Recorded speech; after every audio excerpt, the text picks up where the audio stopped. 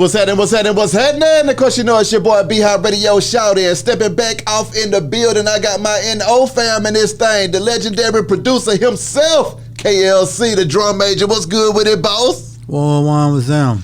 I mean, KL, this new project, the drum major, man. First of all, P1. P1? Because it's a P2. Oh, my God. So you, okay.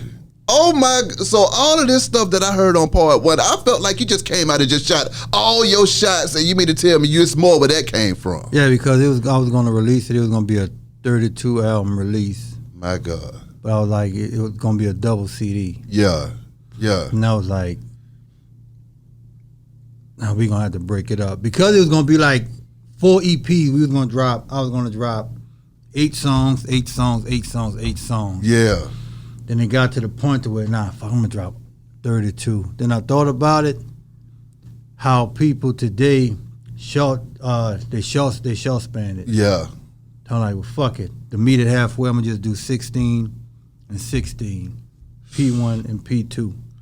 Okay, putting this album together though, KL, how did you go about deciding what 16 was gonna go on part one? And then, just start with that. How did you figure out the track list for part one? Because first of all, you got to punch them in the mouth real hard. Yeah. But it's well balanced, though. Exactly. You know, and then when I started, it was just more of like I knew what to give them first. Yeah. And then in some things, I know it's going to catch them by surprise. It was a lot on here that caught me by surprise. I mean, when you opened it up with I Don't Hide, I mean, I already understood what time it was and it was about to go down, okay? Right. When I seen you had the whole squad in there, I said, okay, this is some pure New Orleans, KLC, Soulja, No Limit music that we getting right here. But Right. it's still Medicine Men and everything else intertwined at the same time. Right. What was it like getting Fiend, Serve On, Mia X all together, but then you coming back in and bringing it home with the bars at the end? Oh, okay. Quick Draw McGraw. Well, You caught see that, what I'm huh? saying? Quick Draw McGraw in this thing. You caught that? Yeah, no, I'm with you. Well, this pretty much was January and Fiend EP. Because they hogged this motherfucker. They was on that bitch a lot. Facts. You know, but Fiend started with me with this project before January came. Yeah. January Walker. That's right. And when Fiend came, when I started on it, he was just always there. Mm-hmm. Couldn't get him to leave. So you got to understand, you still got to deal with Fiend on part 2. Woo. My God. And they have songs on part 2 that I wanted to be on part 1 so bad. Yeah. But you had to balance it out.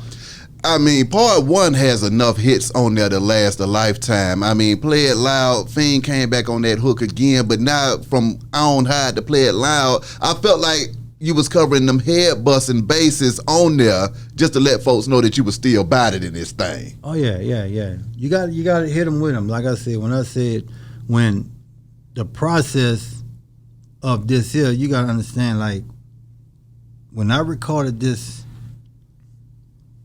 album, better yet, when I recorded these songs Mm-hmm.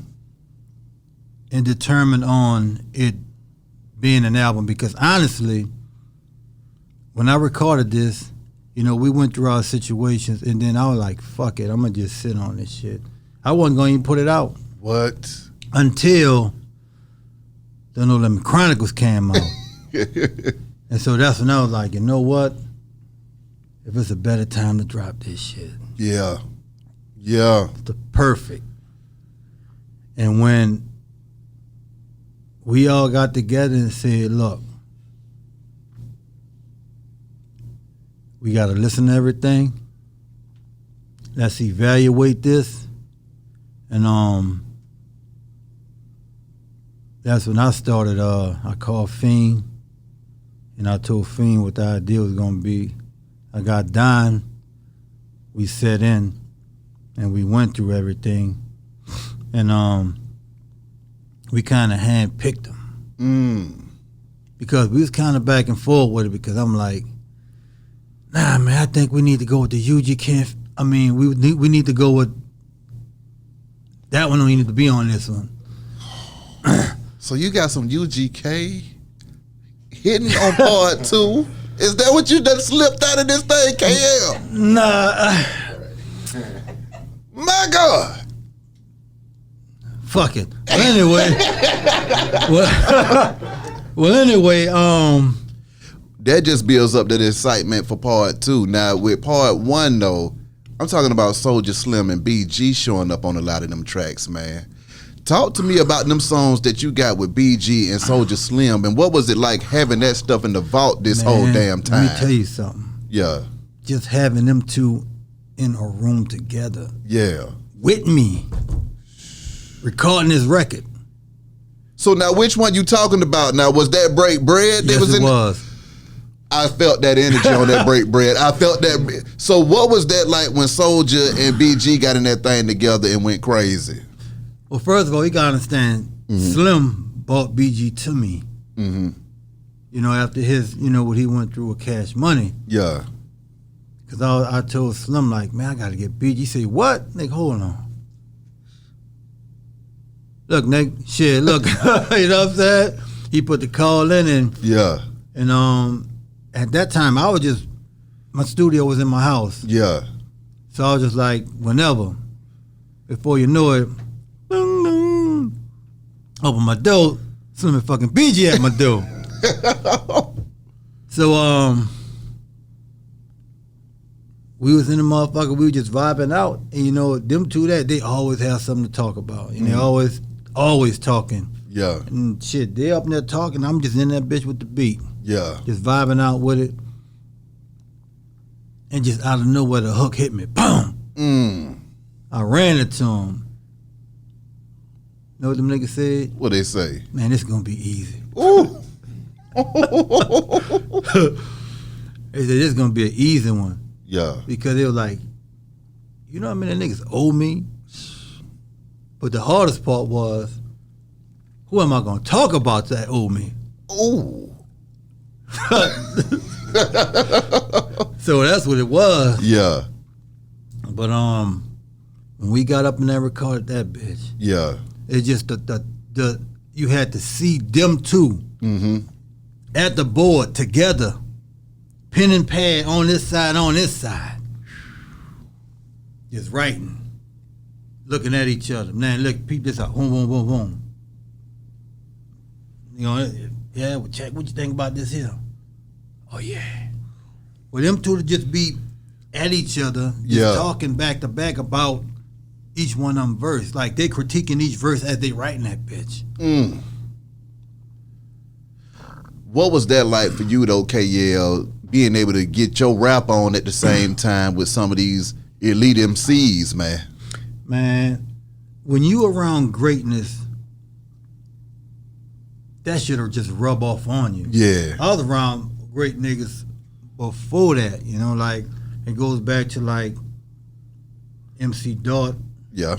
Tim Smooth. Yeah. Mystikal back then. J-Dog from Black Menace. You know what I'm saying? And it's just so many greats. And then Mac, Fiend, Mystikal, Mia. You know what I'm saying? Yeah. But Fiend and Mia used to always tell me about my pen. Because like at No Limit, you know, I just run some ideas by them, like, blah, blah, blah, blah, like, oh yeah, that shit dope. Yeah. Before you know it, it was kind of like a lot of Mia, like, nigga, you need to, and that's why on Mia album, on her album, she have a song and I bust on, because she was like, man, you need to rap on this fucking record. Yeah. And Mia and Fiend pushed the issue about me. Nigga, you need to fucking pen this shit. Yeah. And then there's certain songs on there that I had to do because nobody can speak for me about this situation. Yeah. You know what I'm saying? Yeah. So And it was kind of like by default, but in some of them, it's like I just had to go in because some of these beats that I was making, I was the only one there. And then as I'm making, shit just come to my head, and before you know it, I'm like, man, that's a dope ass line. So I wrote that down, you know. And so I'm up there listening to the beat after I got it and just fooling around, just sweeping in the studio, just listening to that bitch, and another line come. Before you know it, a whole bunch of them bitches came. I'm like, fuck, I put that shit together. I'm like, man, I got me a whole fucking verse behind this hoe. Yeah. And I learned something from Mannie, though. Mannie said, nigga, when I was in that bitch, doing them records, I'm going to make sure I rap first. Damn. They going to hear me. Sure enough. Listen, pretty much in this song that Mannie rap on, he go first. Damn. And then I learned something from Kanye. What? I learned this from Kanye before Mannie. Kanye said, this was before I decided I was going to do a record, though. I remember Kanye saying that if you produce and you're going to be an artist, keep the good shit for yourself first.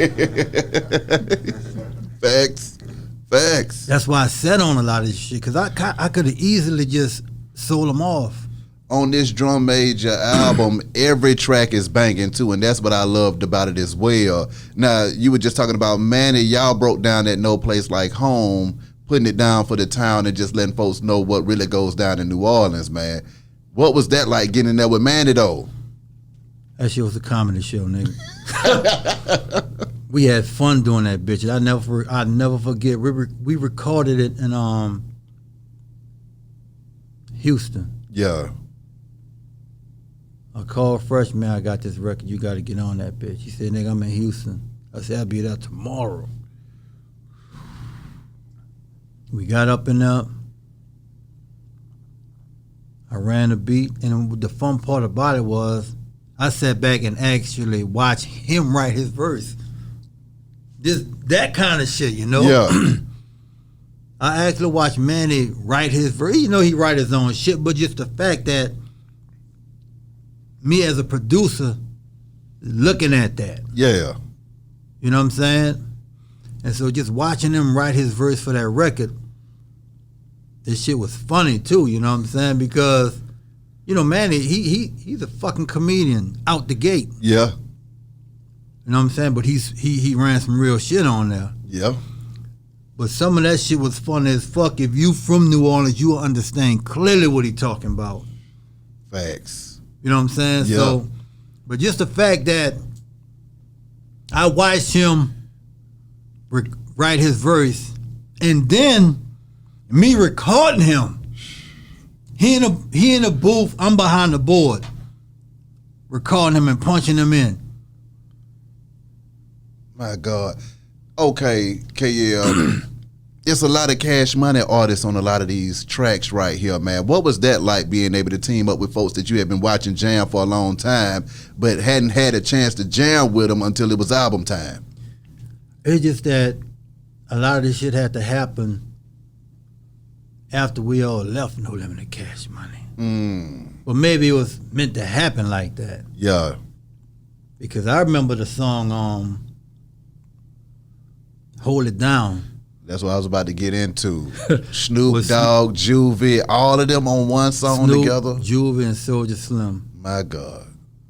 Because when I did that beat, it was released by an artist that I had named Six Shot called It's Your Dog. Yeah. And I remember when Juvie recorded, when I called him about it, he said, hell yeah, I'm going to be at the studio, come boom boom. So I got there. I remember the first thing I remember was playing the instrumental. Fucking Juvie said, nigga, I been wanting to rap on this bitch. Yeah. And then Snoop was in New Orleans doing a show, and they played it on the radio. Yeah. And Snoop was like, man, who the fuck is that? And he was like, man, that's Six Shot. That's KL artist. He said, get KL on the phone right now. I'm going to rap on this bitch. He called me. I talked to him. He said, look, I'm going to be back in California on this date. So if you're coming, the song done. Snoop called me. I'm back. I booked a flight in like 2 days. Snoop got on that motherfucking lace that bitch. And snap like hell. Snap like hell.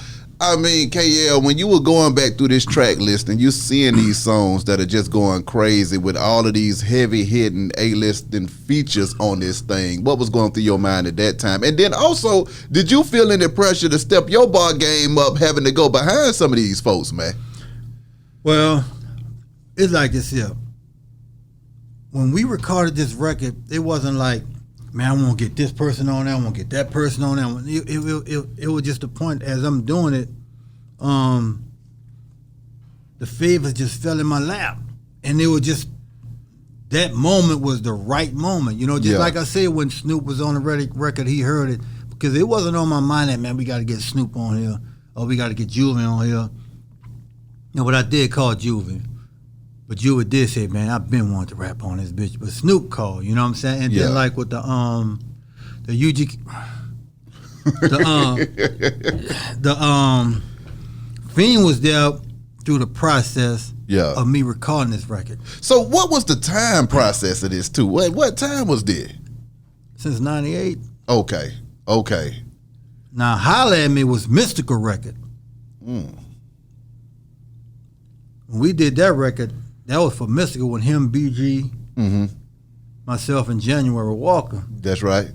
But originally, Mystikal was going to do that record for himself. And he was doing it when he had the situation, when he first went and did that bid. Yeah. So he laid his verse, and after he laid his verse, he said, well, shit, tomorrow I'm going to come back and write the other two. No, he laid his verse, then he had to go to court. And he said, when I come back from court, we going to finish this bitch. Yeah. Because Toy Green, Jive, A&R was there because, you know, she was handling Mystikal over his album. So when she came down, we did that verse, and they had to go to court the next day. He went to court, and he didn't come back. Damn.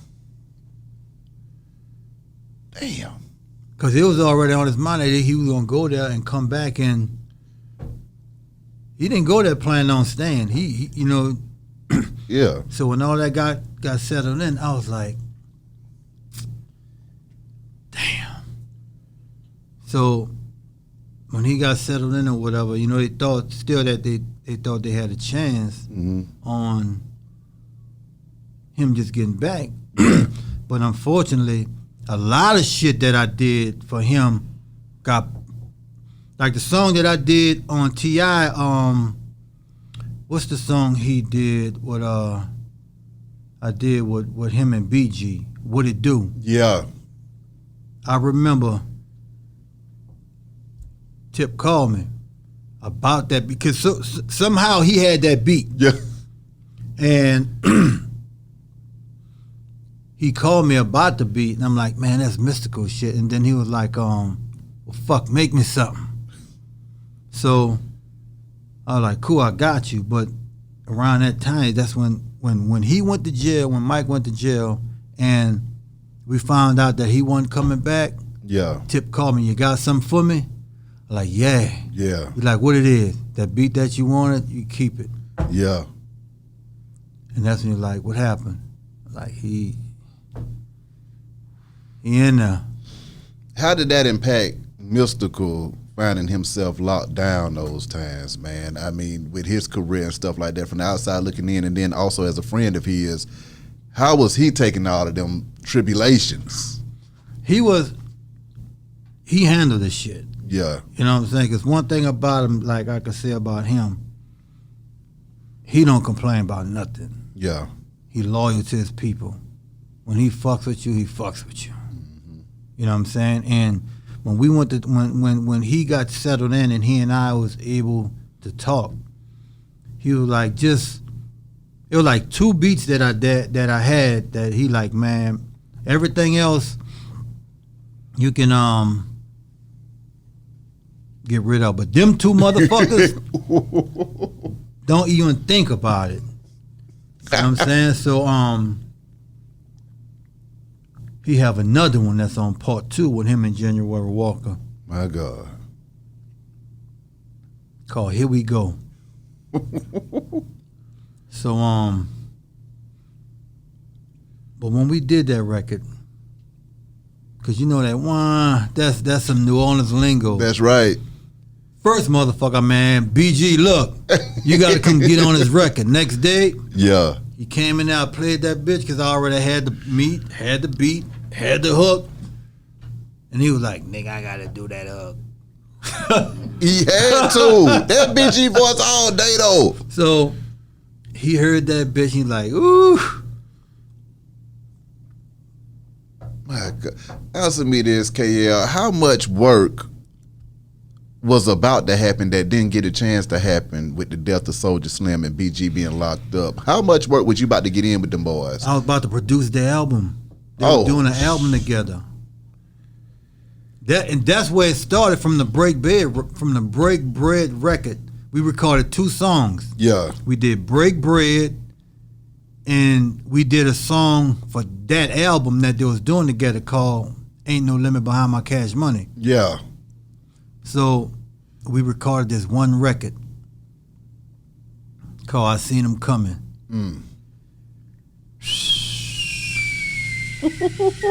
I wanted to keep that bitch. Yeah. But Slim was like, nah, Funky B, let me get a copy of that, man. That's mine. You know what I'm saying? So, but, you know, when we double back into the Holla At Me record, that's when I just signed January. Yeah. But we was having issue. But see, that's one of the reasons why I did a verse. Yeah. Because it was gonna be him, Mystikal, and BG. That's right. But we was having issues with the company that he was with. And so that's why I was like, fuck it. I'm gonna write me a verse of that hoe. Even though as I was making beats, I was jotting down bars. Yeah. You know what I'm saying? Even though if I'm not gonna use them, I have a phone full of one-liners, nigga. That's right. But when it came down, you know, I was trying to get January to come. You know, it was already set, but it was just certain shit that they was asking for. I'm like, come on, man, what the fuck? Yeah. Because y'all gonna be robbing. How he gonna eat? What y'all asking for? Yeah. Yeah. And so eventually, you know, we got it worked out. That's why if you listen to it at the list on the album, it's gonna say extended. So I'm like, fuck it, I'm keeping me on that hoe. Yeah. Fuck all that. I don't blame that. Right. So you know, and that's how it went, you know, with that record. Deep Up Off. Lil Jon. Woo. How the hell did that collaboration come about, KL? Because that thing is crazy as hell, too. We recorded that in my house. What? Hell yeah, Lil Jon and the East Side Boys. It was all of them. What the hell was going on in there, KL? You got the king of y'all crunk picked in them this up from the thing. airport, right? So you got the king of crunk in this thing with the East Side Boys going crazy on your track. How the hell did that collaboration even come about when y'all got in there? Did you just bring up the track, or did they already have something they wanted to do? What was going on in there? Well, Fest started the track, right? Yeah. Big Fest, rest in peace, Fest. And I heard it. I'm like, man, what the fuck you gonna do with that? He said, man, look, take that bitch. You gotta do the drums over though. Like, done deal. So, as usual, I'm listening to that bitch. Fucking hook come to my head. First thing come to mind, man, Lil Jon got to get on this bitch. Ironically, he was coming down for the Super Bowl in New Orleans already. Yeah. Yeah. So I'm like, man, look. I called Don and Fest. I'm like, man, Lil Jon gonna be at the airport. Y'all gotta go pick this nigga up. Yeah.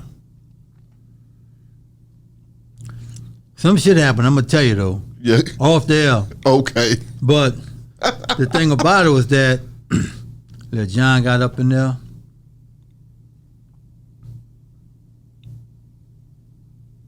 He laced that bitch.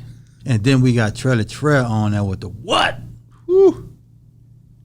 And I remember Lil Jon said, God damn, that girl got some lungs on her. Because Trilla ain't about fucking 5'2". Yeah. But loud as she louder than Mystikal, nigga.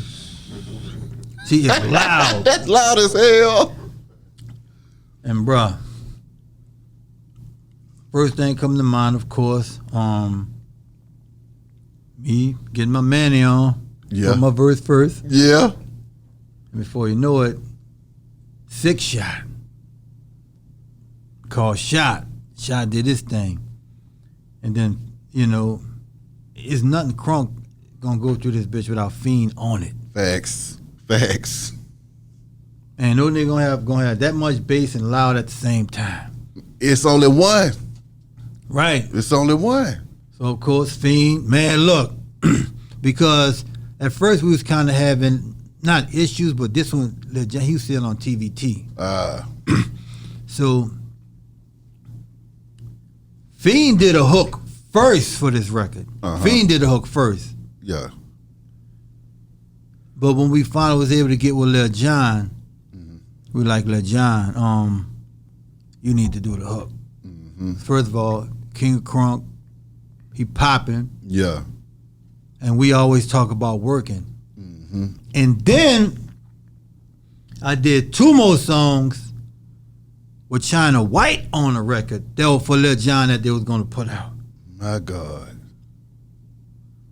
I got all that shit, but that's not gonna be on P2, but that's just, but it's just all of that shit that I have is just sitting. You know what I'm saying? And just ironic, when I was finishing up, Serve came in.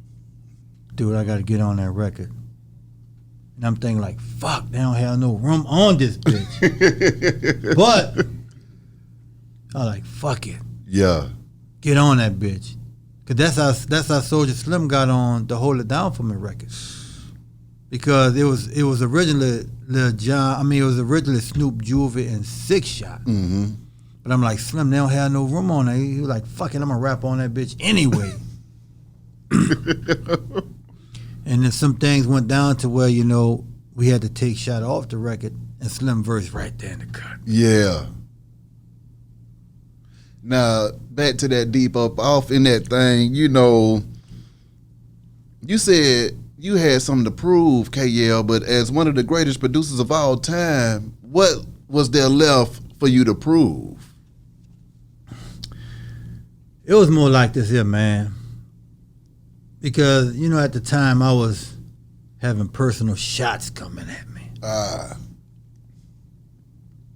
So I'm like, really? Yeah. All right. Are we gonna see?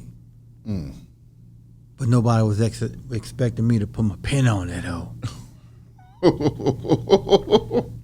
Like I said, sometimes people can't speak for you. Yeah. You got to, I don't give a fuck how it come out. Yeah. You just have to speak it, because at least they know it's you. That's right. I can't have somebody else writing for me and, you know, they writing for me from their perspective. Yeah. No, I got to say this shit. I feel that. Now, where them hoes at? You got that nigga Daz and Soulja Slim on the song together. Talk to me about that joint right there, because that one was jamming too. Where them hoes at? And that's Moby on the hook. Where them hoes at? Where them hoes at? No more. Yeah, but that record, Daz was in town, you know, because Daz have people from New Orleans, like That's out right. of Night Wall, you know. So Daz came in, we linked up. I'm like, Nick, I got this record I got to get on. I need you on. Fucking Daz said, whatever you got that Slim on, I won't get on it. And so I pulled up the fucking Where Them Hoes At. And it just so happened that, you know, Daz, he just went first. Yeah. Because I didn't have no verse. Because it was just going to be Daz and Slim. I was probably going to think of a third person, but when Daz got up in that bitch, he got in the booth. My booth, I converted a closet to a booth. So he went in that bitch, He said, just let that bitch run. Hit record. I don't even think he punched in.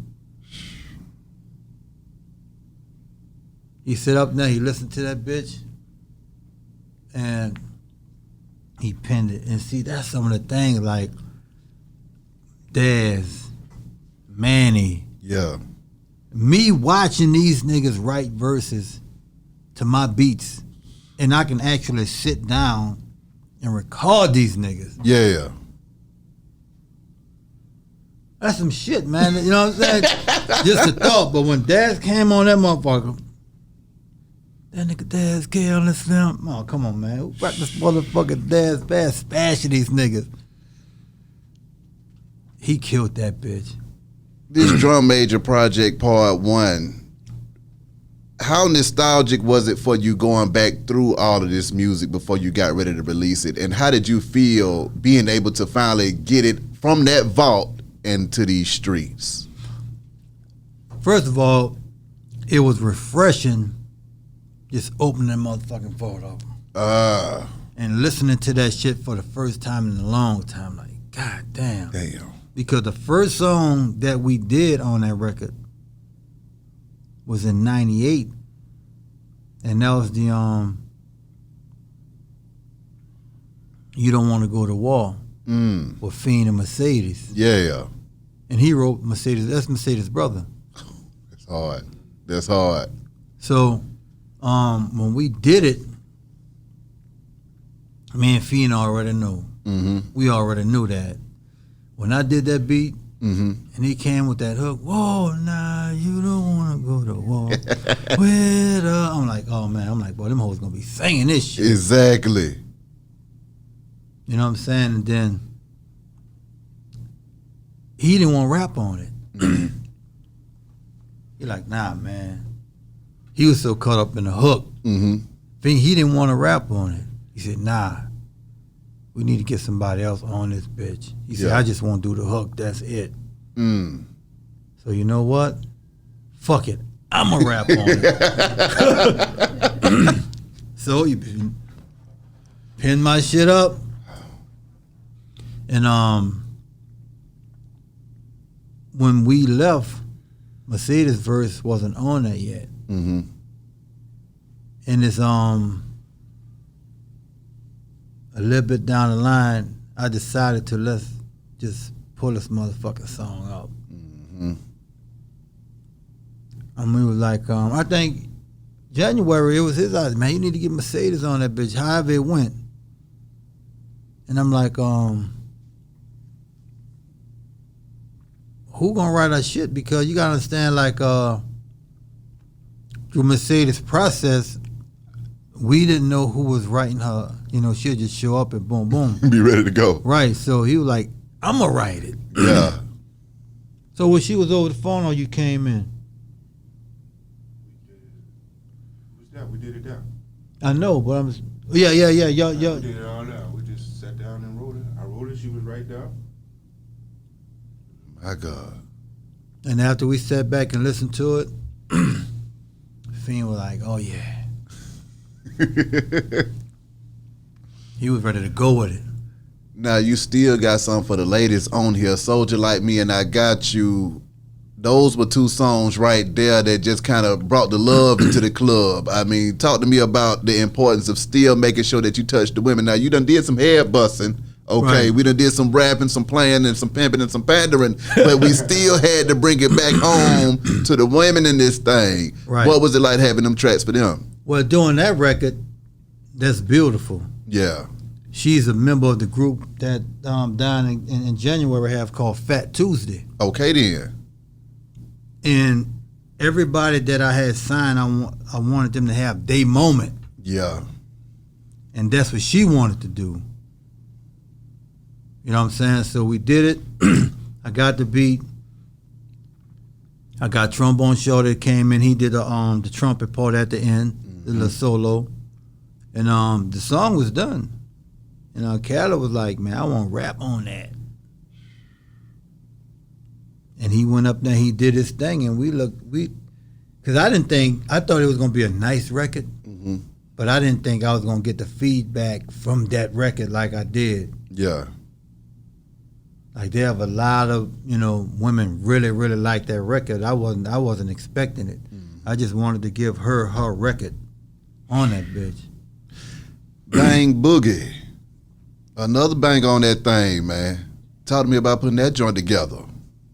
Now that's something that was something that when we did that record, me and January, that's him. Yeah. And Craig B started the beat. Mm-hmm. Yeah, that boom, and when that's what he rapped off. But see, when he did the hook to that bang bang boogie up, I'm like, no, this shit gotta change. Yeah, that should have it. You know what I'm saying? And in the process of that was like, you know what, that motherfucker there, that's like probably a lot of people's favorite. This song goes hard, man, and like you said, that part where the beat changes just kind of allows January to really get it off. You see what I'm saying? Mm-hmm. It's like that beat change just allows for that room for the man to breathe on the track. Get in here, January. Talk to me about that Bang Boogie, boss. Yeah, that was actually the first song we recorded. I recorded when I signed Overdose. My God. You know? It actually was an old song that I had to another beat on the EP that he got. Yeah. That's how he got a hold of me.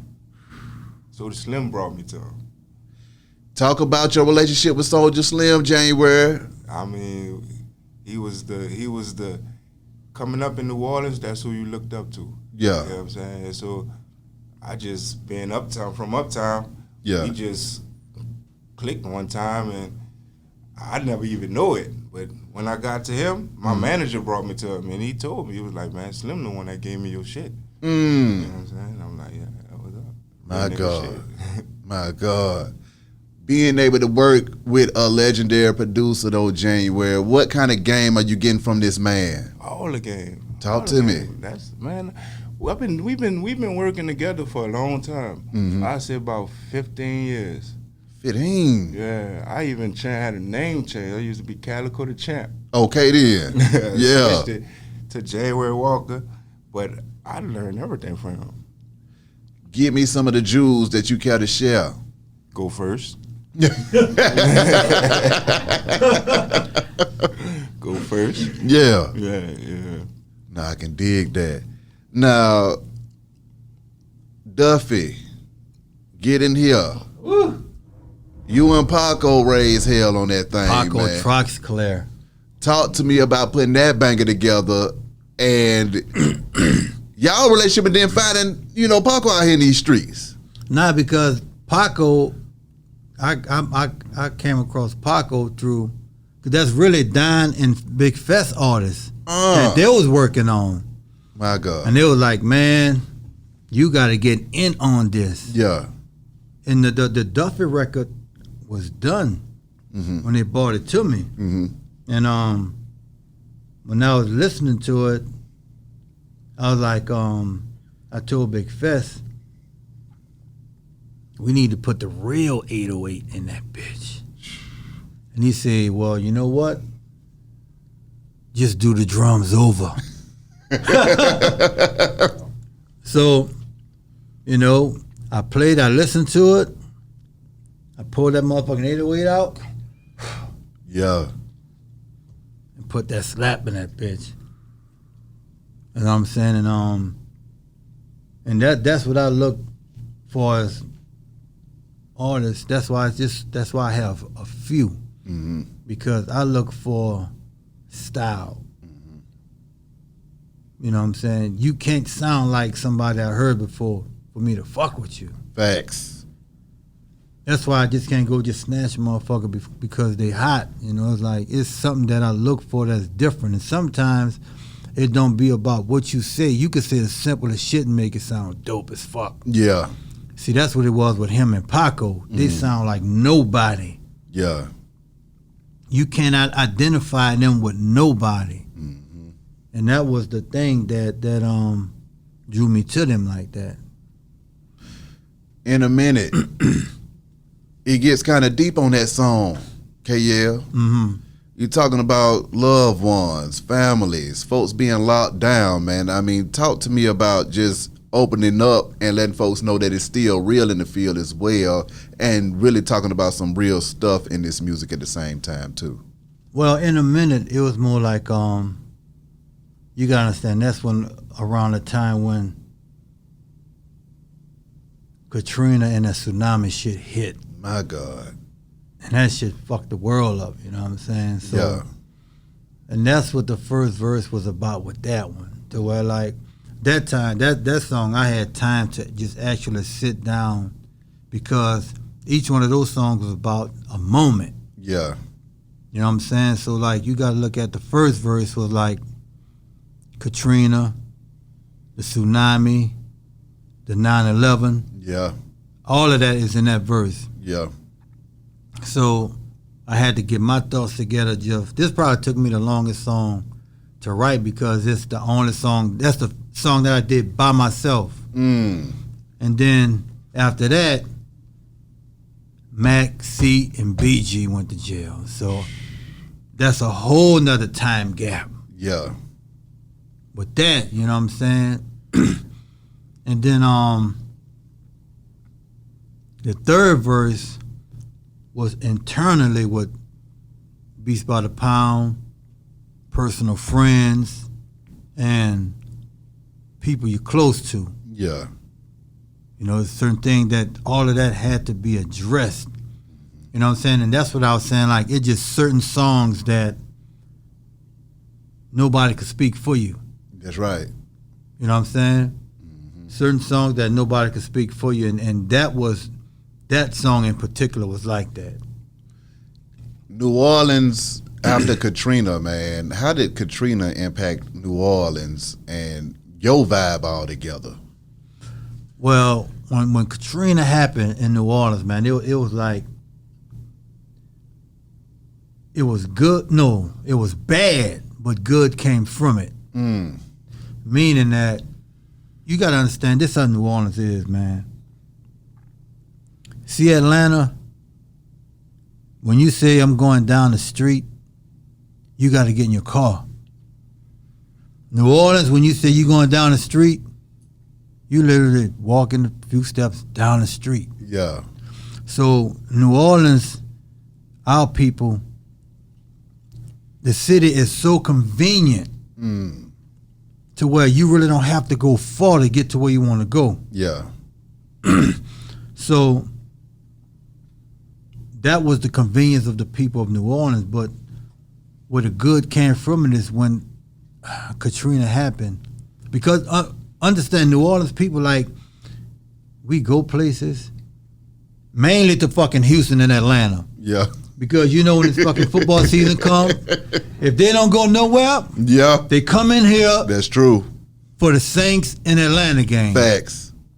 If they don't go nowhere, they come into this bitch for that. Facts. So, other than that, Yeah. they really don't leave out their comfort zone. So when Katrina hit, it forced people to leave, and when they left, they was able to see new shit. Yeah. But people from New Orleans, wherever they go, they gonna make wherever they at, they shit. Yeah. And that's where the selfish part come in. That's where the selfish shit. No matter where they go, they gonna take that New Orleans shit with them, and they gonna apply it to wherever they stamp their fucking feet at. That's right. And they gonna get mad if you tell them something about it.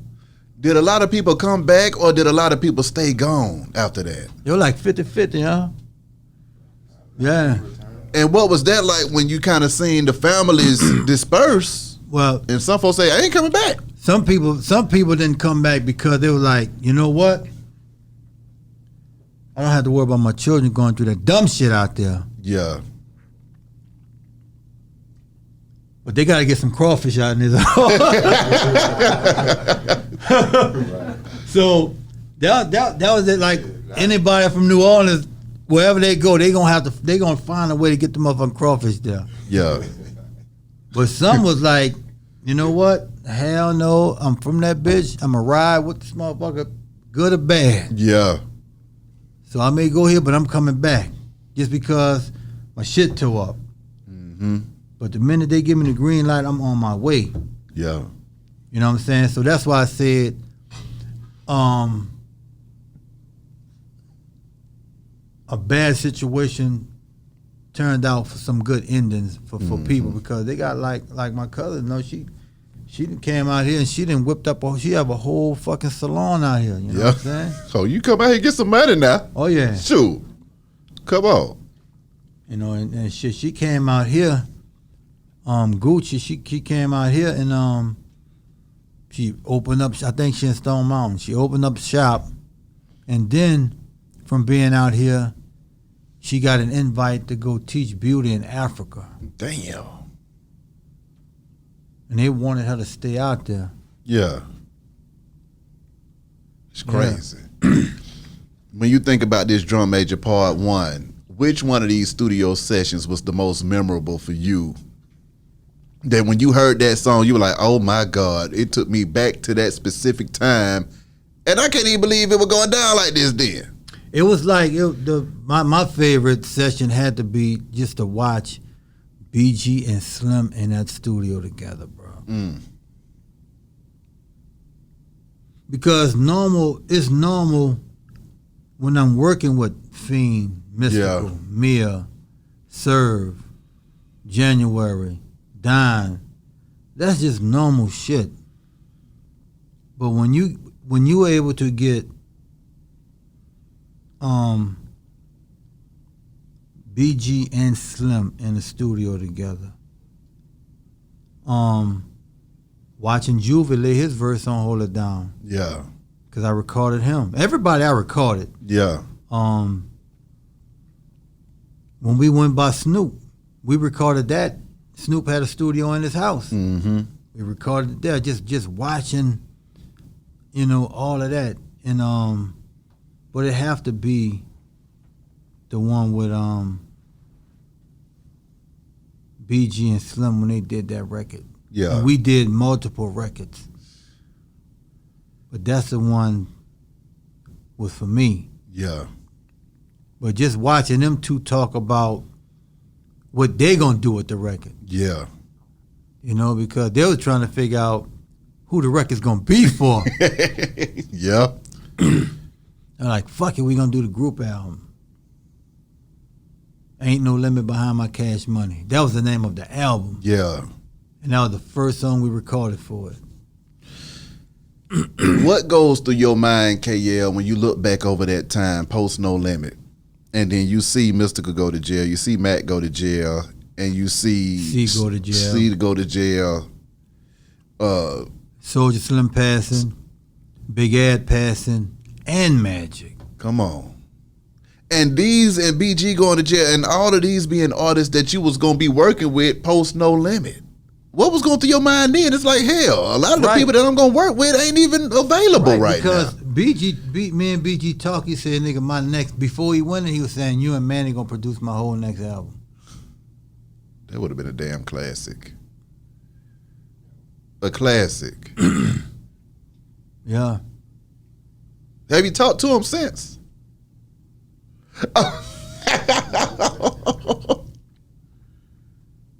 I'm just saying, though, we working. Yeah!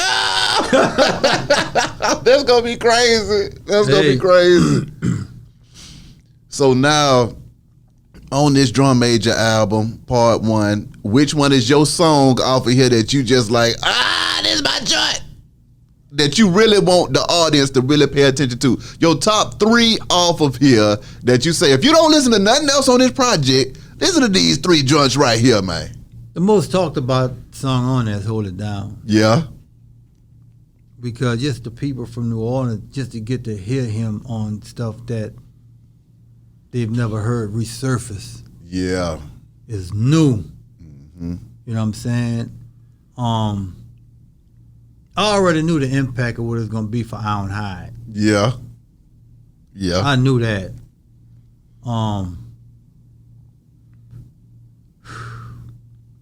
Hold It Down. that intro. Come on now. And God damn, man, it is. And then I gotta ask you which one of them was your favorite tracks that you produced off there too, that you just felt like from a producer standpoint, you went in there and went crazy and blacked out on. Well, that would be the intro because that was basically like a skill set beat. That was nothing. Cause as a matter of fact, that started out as a Soulja song that I was doing for the album with the TRU album with the Hootie Who on it. Mm-hmm. But as I was getting into it and all them fucking flares and rudiments and shit, I'm like, they ain't gonna be able to rap on this. Yeah. And then I thought about it too. I was like, I was gonna do a song called KLC versus Mystikal, which he was gonna be flipping. It was like my snare pattern was gonna challenge his. My God. His verse. Yeah. Flipping. I'm with you. Did that ever happen? No, because of. Well, he home now. Shit, the song out, shit. Oh, so that one and God damn. Now hold it down for me.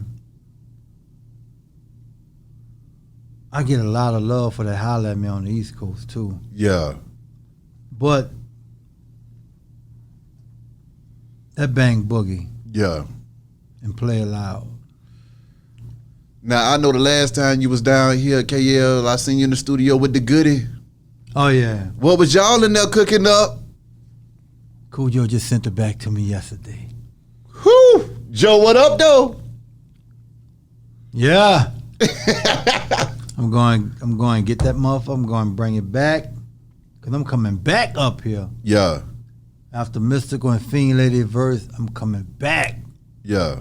For the rest of the mob to get on that bitch. Talk to me about what it's like as a producer being able to work with whoever you want to work with, and then just all of the different artists that you have worked with and the different flows that they brought to your music, man. Who got on your track and took it someplace that you didn't expect it to go?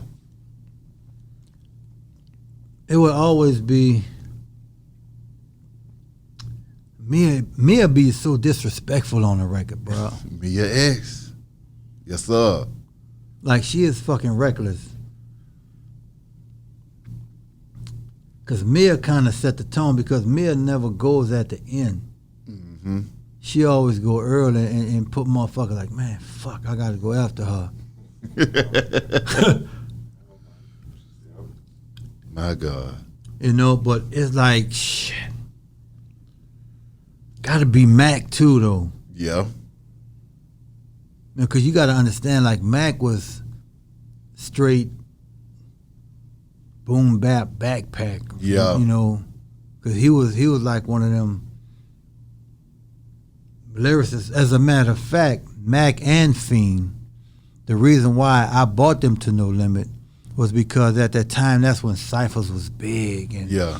Every label had they artists that, and my whole purpose was like, I'm gonna bring Mac and Fiend up here, so if we ever get into that situation, man, y'all go handle that. That's right. That's right. That was the whole purpose of me bringing them there, just so they can go handle that. Man, they got some niggas over there freestyling, they going in. Okay, really, man, y'all go handle that. That was the purpose of bringing Mac and Fiend there. Yeah. I can dig that. Speaking of Fiend, I mean, he shows up all over the album as well, man. So, I mean, what is it like having a lyrical monster ready to go at the drop of a hat, too? Because even though we lost a lot of other folks, that boy Fiend gonna show up. Yeah. He make your job easy. Very easy.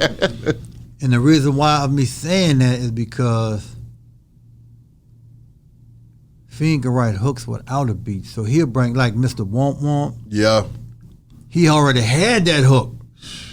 So when he ran the hook to me, I had a direction of where to go with the beat instead of me just making a beat and seeing what he could do with it. He brought the hook to me. My God. That's why when he ran the hook, the beat follow it. It follow him. If you know it, that hook is saying. The whole beat is saying what he's saying on the hook. Exactly. It's speaking with drums. Gotta be up. Right. And it made it that easy for, like when he and I work. It's just the fact that he have that gift of not need a beat to write. Yeah. Yeah. That's what's so dope, like with Fiend, you know what I'm saying? Lastly, KL, this part 2. When is that happening, and what do we need to be expecting from it?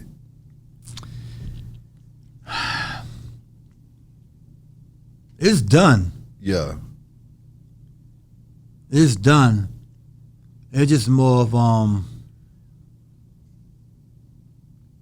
I want to drop it in the probably the fourth quarter, because this album here is doing so well, and I had yet to do a video. I have yet to do a video. Yeah. But in the process of that, we have the Fat Tuesday album that I want to release, and Paco Troxclair album that I want to release. Yeah. Because we definitely doing a video for Bang Boogie and Duffy. Facts. That's gonna put them. That's why, if you notice, them two, they have solo records on the album. That's right. So that's what I'm gonna follow up with the P2. So, which is gonna be the setup for the alarm clock. Now what the hell is the alarm clock?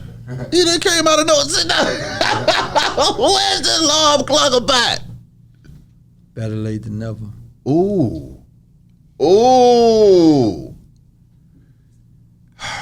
What kind of heat? Get in here, Don Juan.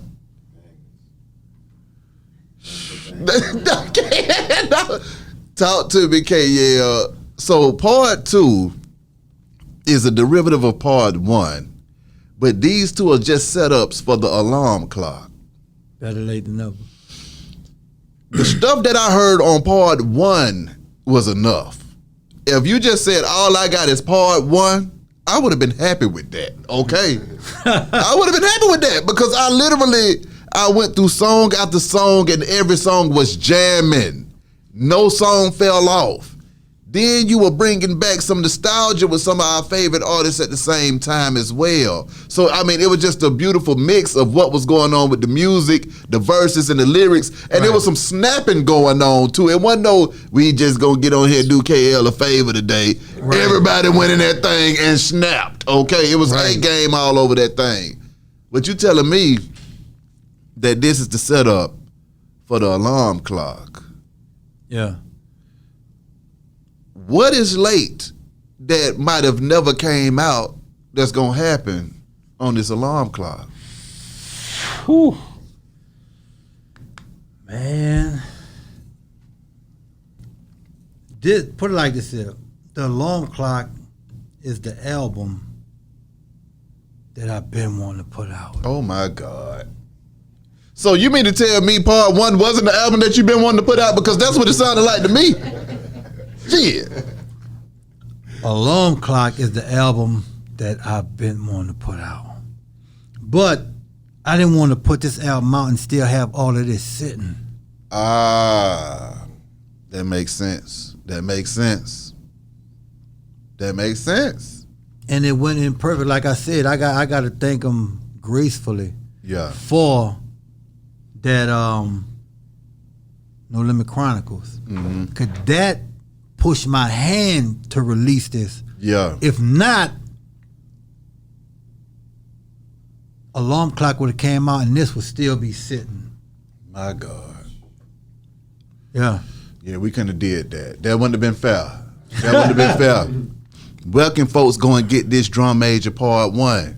Everywhere. All streaming, downloading platforms. I got CD, vinyl, and cassettes coming. Oh!